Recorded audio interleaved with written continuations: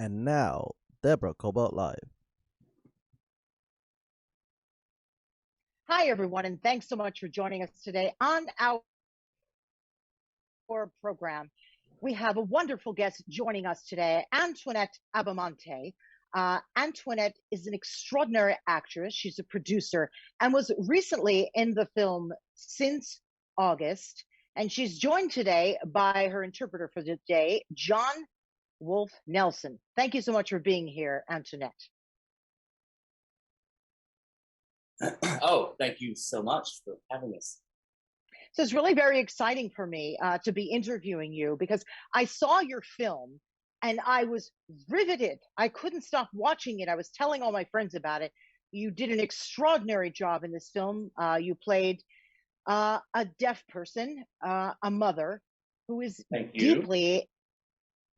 deeply in grief. And it was, tell me a little bit about, if you will, the film. And to be honest with you, the importance of this film, particularly for the deaf community.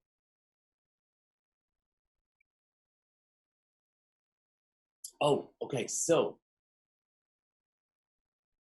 first of all, the story is a story that could happen. Well, it did happen to Vedette, my character, Vedette. She is a deaf person whose life is turned upside down, just like anyone else's life can be.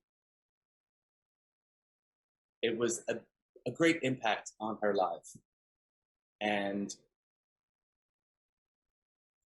when the hearing community sees the deaf community, it helps them to understand that we have the same stories, the similar traumas. We just happen to be deaf and in the story. And I think that that's really the best start for a movement in telling stories about being deaf. I mean, yeah, we're deaf.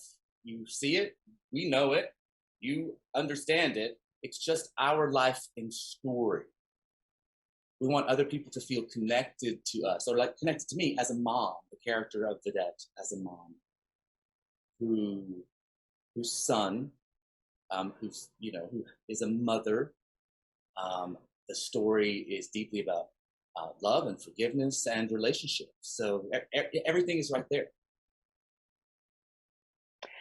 You know, but what was interesting about watching this film, you know, you've, of course, your entire life, you have been working as a deaf person and performer, right? But there aren't an awful lot of deaf performers in Hollywood, and for that matter, in business, right? We don't often go to the office and have someone working next to us who is deaf. And I think it's very important to talk about how you're a true advocate for the deaf community in all areas of life, right?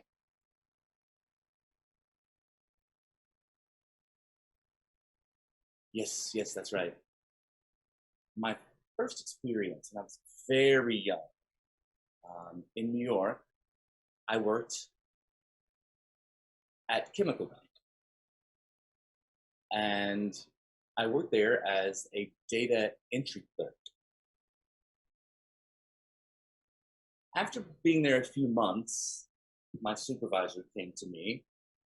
I mean, it was unexpected. I was unaware of what could have happened. I was like, oh my God, am I in trouble? Oh. And I was called to a private meeting. And I was informed that he wanted to promote me to a supervisory position, to supervise the 8 employees around me who were not deaf. Gave me the opportunity to lead the entire department. And that is where it struck me that I want to see stories more like that in movies, right? We can succeed, we can be leaders, we can be a part of the community, whether we're deaf or hearing, it doesn't really matter. The point is story. So I feel it's important to show more deaf characters included in mainstream films for people to see them and to show our stories, to get them out there, and to make an impact on others' lives as well. And that deaf people can do it just as well as anyone else. And that is what I advocate for. We can do it just like you can. I love what you said, quote, being deaf is not a disability, It's simply a different language and culture. And this is a time to practice inclusion, right? It's a different language, people. That's it. It's a different language. Right. It is.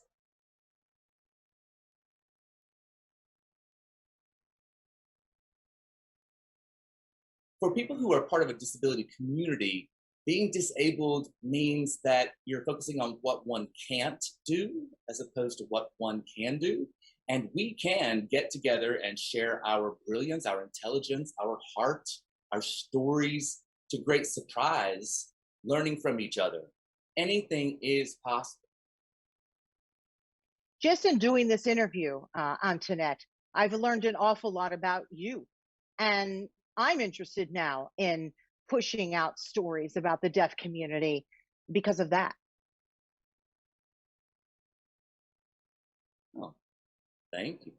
Thank you. Yeah, I really, I do want to be there to show, you know, my hard work for all the years that I have succeeded, for the years I've bawled my eyes out, where I've, you know, crawled to my next opportunity, where I had breathed and had pain, but I would never allow that to defeat me. I get up and I brush myself off every time, and I keep going and do it again and again and again. That's the story right there.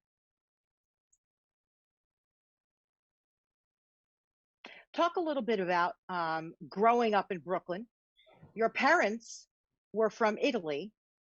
They are both deaf. So that's awfully brave of them to come here to America, the both of them deaf. How was that for them? Now, they were both tailors, correct? Yes, that's correct. Actually, my grandfather, Carlo Abbamonte, was the first one to arrive here in New York. He worked in Little Italy in downtown New York for the Italians there. And he also was a tailor. And he saved enough money to buy a house. So on my father's side of the family, when my father was 9, my grandfather bought that house and sent a telegram back to them saying so. We have home. And my father and his siblings, my father at age 9, sailed to the United States. It was an 8-day trip. Wow. And my father then went to Fanwood School for the Deaf, where he remained until he graduated. My grandmother, his mom, he said to her, you know, I want to get married to a nice Italian woman. And my grandmother said, oh, yes. And I think I know another woman, she's, you know, another grandmother, who had a daughter who was deaf. And wow. The two then began to correspond. And my father went with his mother, and they took the boat back to Italy and met each other and got together, because both sides of those families, their parents believed that it was important that they be able to communicate with each other, that it'd be best that they get married. And he came back to New York and brought my grandmother with her. You know, my mother said, brought my mother back with him. My grandfather had actually been a winemaker and run a small farm on a small town, you know, with a very scant number of folks. And when she got to New York, she was a little taken aback. She had a lot to learn. She learned American Sign Language from my father and his friends. And then I was born deaf. My brother was born deaf. And we have just lived our entire lives there. You know, my mom's a fighter, and she really instilled that in me. I love her so much, so much. I have to tell you, I'm starting now to learn the Italian language, and I would imagine it's got to be a little difficult to learn Italian Sign Language and English Sign Language, right? Or no, is it just as difficult as learning language as I speak it?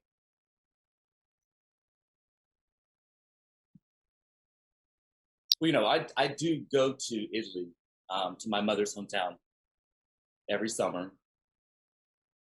We went there many summers when I was young, and they have a deaf club there. So people are using their own indigenous sign language, and it's interesting. When I come into town, I kind of feel like it's just easy to assimilate to their language. I just really connect with them, even though it is different. You know, signed and spoken Italian, different than what we use. I really always try to figure out what people are saying, trying to match reading their lips with the words that I can pick up and from their gesticulation and their signs. And I love connecting with people, with anyone, really just trying my best to communicate. And what's cool about being there in Italy is that everybody's talking with their hands anyway, you know, like over here, there, and it's like, so yeah, it's easy to pick up. It's just very that is natural, so true. That is so true. Half the time we're like this anyway. It's like, oh, I understand perfectly well. Right. Let's talk a little bit about you going to school. As we said, you're born in Brooklyn. You were the first deaf student to attend the American Conservatory Theater in San Francisco. That's pretty extraordinary. That's hard enough to get into as it is. And then, of course, you worked with the National Theater of the Deaf, right? Talk to me about your training, please.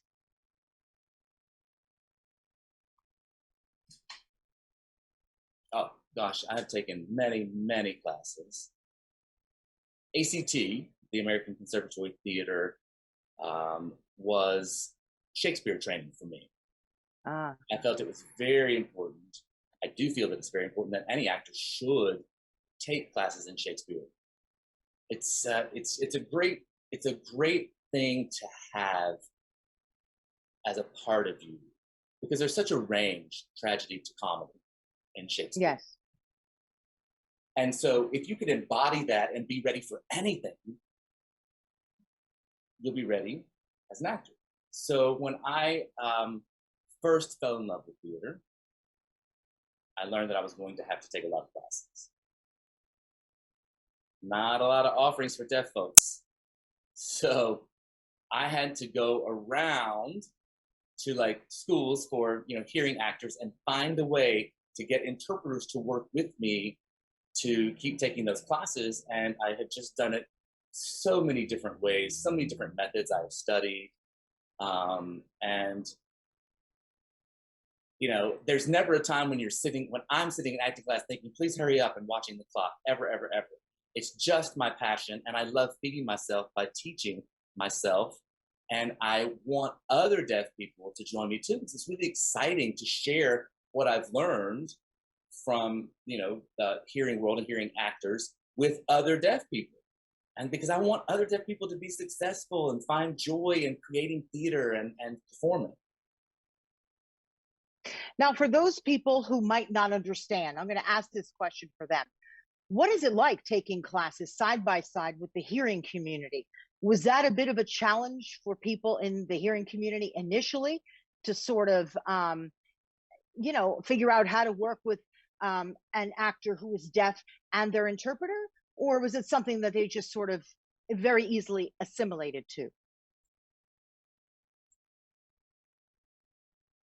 I find often when I am in the theater, most actors who have studied as actors are ready, bright-eyed, and willing to connect. They're just ready. They're ready for anything. And that's where I always find that little delight in connecting with folks in the theater. You know, even though they're hearing and they don't know sign, it doesn't matter. I think about what I do in my everyday life. My family signs, my children sign, all of them are hearing, but they do sign. What happens when I go to the market there's no interpreter there? How do I communicate with people? That's just the nature of being alive. Am I going to write a note? Am I going to text on my phone? Well, now there's texting on phones.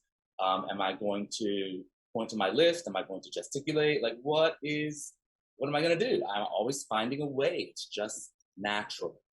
It's a natural way of teaching hearing people. And I'm sure when some hearing people encounter a deaf person, they see the hands moving and everything, they're like, what? Now, many have bright faces and open hearts, but there are some who are like, what do I do? And I just always make it okay. Like, I want to connect with them. And so I make it as easy as possible for them to learn something new.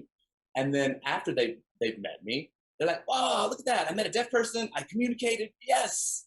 So we're teaching each other in those little ways. You That's have had an my experience. Not just for me, but it's an experience for them as well. You've had an extraordinary career in your industry. Of course, your latest film, Since August. You've been on Curb Your Enthusiasm, the ABC show Ryan's Hope, right? Switched at Birth. Could you tell me some of the productions that you've been a part of that were really really stick out to you, that you're very proud of?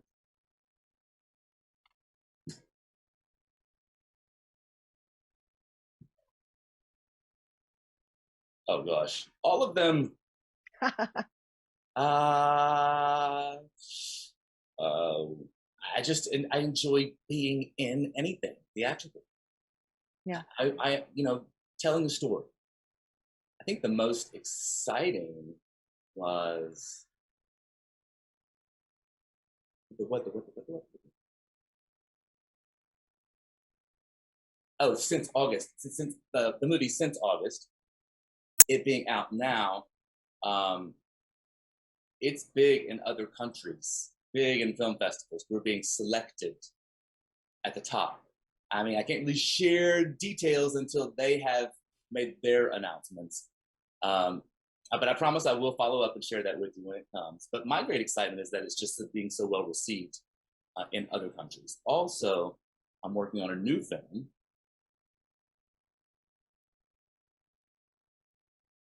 And I'm working with Warren Zide, very well-known producer. He's produced many movies in the past. And he is a great revenue returner. Over $2 billion in box office tickets he has brought in. Wow. So my company decided to partner to bring him on board. And he's showing us how to use those winning methods. And I, trust him. He's a great guy. And we're really excited that we're writing something for deaf people to be the leads in. And we're working together with his writers, Dwayne Alexander Smith, who's a writer, working together with him. And he was a little bit like, to work with deaf people, what do I do? And I'm like, don't worry about it. We'll text each other. We'll use video relay. We'll talk to each other on Zoom with an interpreter like we're doing now. We will work together and you will be learning. And we've met live a couple of times. So, you can see what it's like to be with a deaf person in real time. Because I want him to write really strong characters for deaf people. And if it's an interesting script, we'll be raising funds for that in about the next 3 months. So I'm really excited, very, very excited about working with both of those guys. I'm very excited about it too. I think it's just a great genre for people to really get excited about and learn more about and invest in. I think it's important that we have people investing in it. Now, you were saying earlier in our conversation, your company. Can you tell me more about your company, the name of the company, and what do you do? Oh, sure. Yeah. It's Mermaid Signature Production. MSP.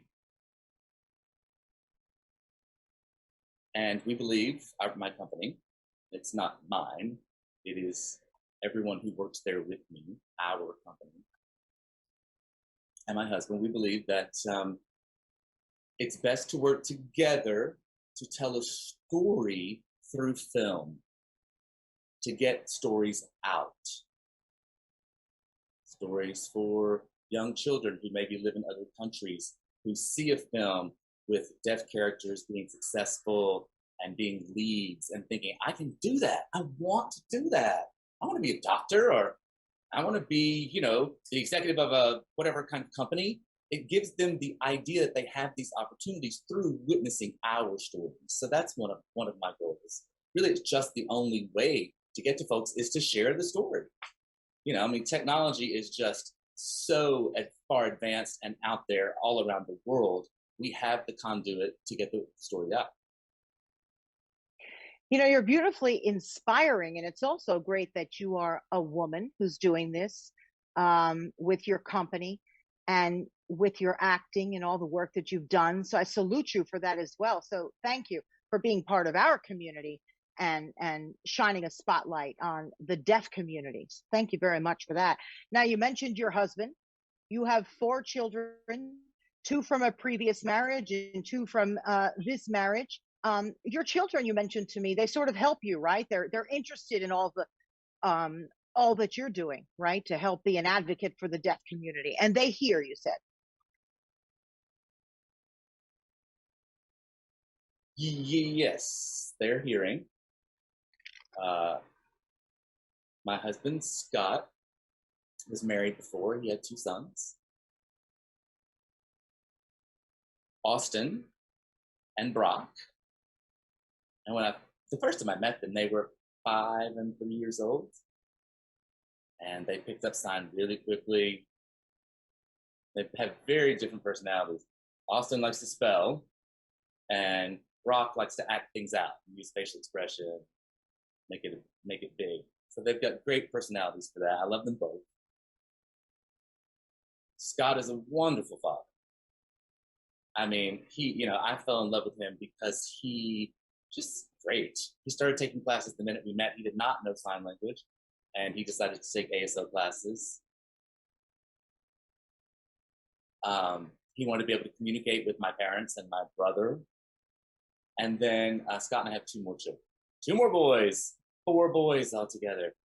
Yeah, they treat me like a queen. Ha, ha. Tell me about it. I've got 3 boys. I'm not sure I'm treated like the queen, but I've got 3 of them. I'm going to have to work on it.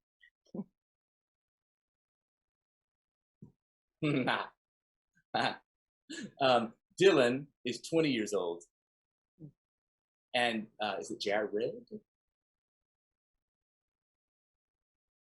Oh, Jaden. And Jaden, my other son, is 16.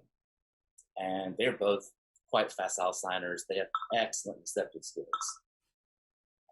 I began reading books to them in sign language, translated from English into sign with the pictures in the book and everything since they were little babies. And it's just their natural language because we've shared it since they were kids. They're great, huge advocates of mine. They're always excited about what I'm doing. Since August, they were really excited to see, and they were so proud of my work, which is just so lovely. Yeah, and they want to see more deaf people getting out there and performing and being seen. Not just me. They want it for everybody, other actors too. We want to see more deaf actors out there. Antoinette, I also wanted to mention that the movie Since August, which was directed by Diane Zoros, she's just the best and such a special person. She's hearing. She had never met a deaf person before, and she wanted to write this story with a deaf role. And so she auditioned a number of deaf people, and when we met, she felt like I really just connected to this story. They have a very open mind and open heart in other countries about how to work together with people.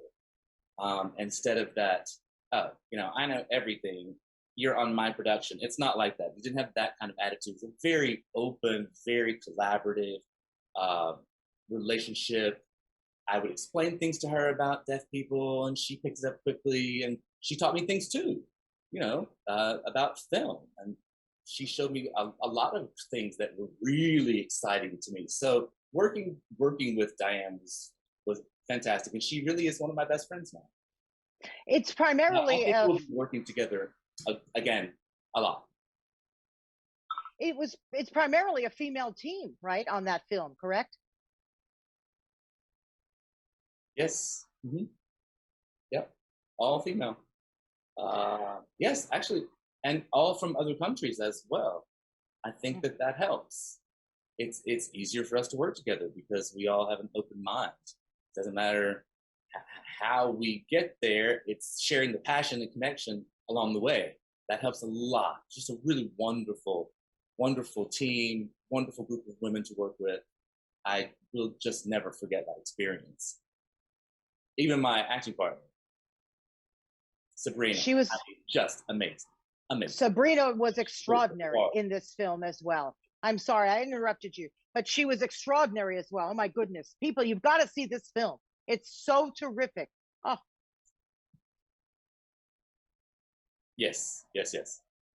I want to very briefly mention, if you don't mind, what you did with the LA Science Museum, right? To add, if you will, closed caption. You know, we've got subtitles on so many films. Why not the subtitles? Can you very briefly talk to me about that? So now if we were to go to the LA Science Museum, there would be subtitles, correct? Or closed captioning on many of the films there because of what you did, right? Yes, yes. The films were open captioned because it's on. There are large screens. When it's a large screen, it's called open caption. When it's on a television screen or a small screen, it's called closed caption. That's not the point. Wait a minute, what am I saying? Okay, my son Dylan, when he was 5 or 6, when we moved here, I took them out. Lots of museum trips again and again and again and again. Dylan loved fish and animals, and he wanted to become a marine biologist. That's what he's studying to do now. And we would sit and watch the films there. There was a film about bugs. So I sat next to him, you know, ready to watch the film. It came on, no captions. So I sat there enjoying being with my kid and watching. He looked at it and turned to me when there were 2 bugs together. I just, you know, I didn't know what it was. I was just watching. He went, Mom, you know what that is? They're mating. And I went, what? So I didn't have any idea what was happening. And that's where I thought, okay, this really struck me and resonated deeply as a mother. And I want to be the one to teach my kid what things mean. Because I missed what the context was. Yeah, I mean, I was very proud of him for knowing what it meant and being able to spell mating to me. But that was when I said, all right, I need to talk to these people, place to call. They wouldn't listen to me. They said, no, we can't do that. And they hung up on me.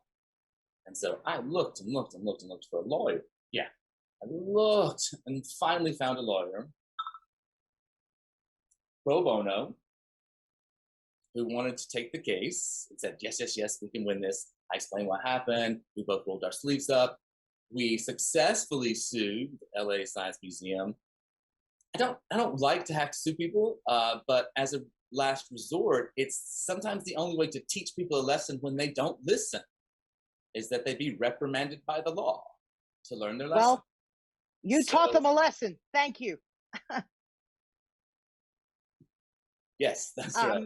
That's right. Antoinette, before I let you go, tell me how you're working with the Hollywood community and all communities really to open things up, open all fields up for deaf performers and all deaf people, if you would briefly.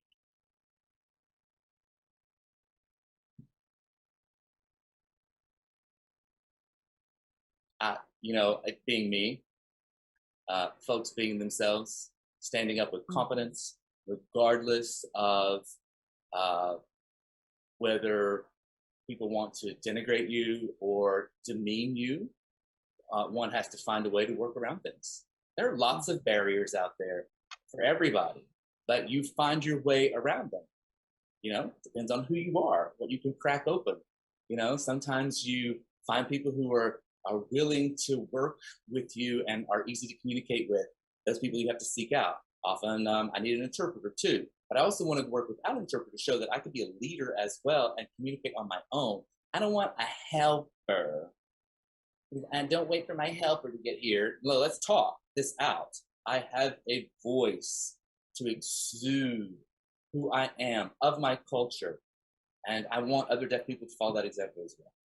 Yeah, bring an interpreter when you need one. You don't need an interpreter to hold your hand, and the interpreter should be in the background, not in front of you. That's just, what we're doing, and telling an authentic story, being authentic, being who you are, not cowering behind others because you're deaf, standing out and saying, hey, I'm me. And that is just the only way to do it.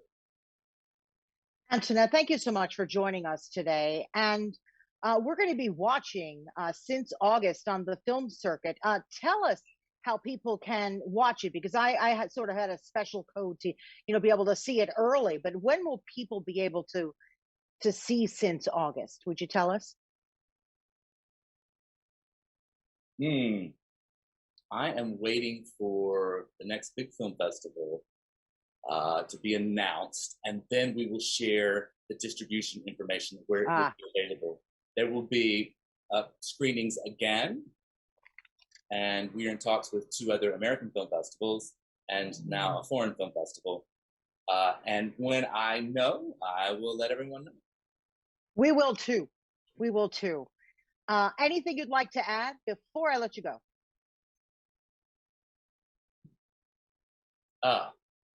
Thank you. Thank you, Deborah. I'm so happy to meet you, and thank you for being open and welcoming me to make this impact, to broaden people's minds and hearts as well, just like you're doing. And I will never forget this opportunity. I won't either. When I was presented with this opportunity by our friend Stacy, I was thrilled, because I want people to know more about the deaf community, and we're all just one big community. We speak in different languages, and that's okay. And in fact, that's a great thing. So I too am honored to have been able to meet you. I want to stay in touch and let us know what happens, and how we can all watch Since August. And thank you very much for your interpreter, John, working with us today. It was my first interview doing this, and I think it went pretty well. So like I said, you taught me something too. So thank you so much.